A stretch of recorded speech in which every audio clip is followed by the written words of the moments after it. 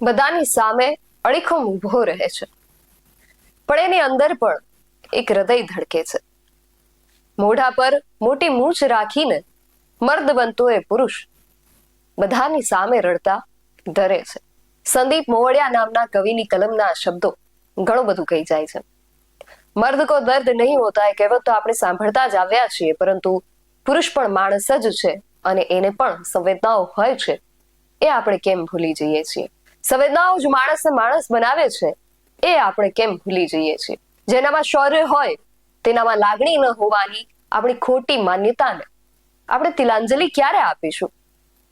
જેમ એક સ્ત્રી, માતા, બહેન, પત્ની, પુત્રી જેવા વિવિધ પાત્રો સાથે આપણા જીવનમાં મહત્વપૂર્ણ ભાગ ભજવે છે, એ રીતે પિતા, ભાઈ, પતિ, પુત્ર જેવા પાત્રો નિસ્વાર્થ ભાવે ભજવી આજીવન પોતાના જાતને પરિવાર માટે સમર્પિત કરી દેતા એ પુરુષોના યોગદાનના મહત્વને કેમ એક બાજુ મૂકી દેવાયું?